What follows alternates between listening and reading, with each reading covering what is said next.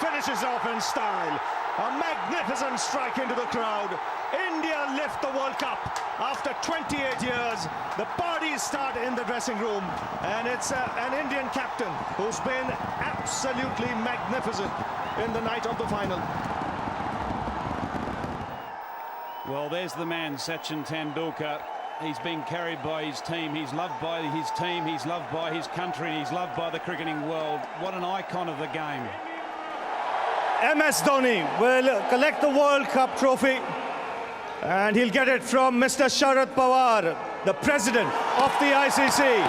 The party begins in Mumbai.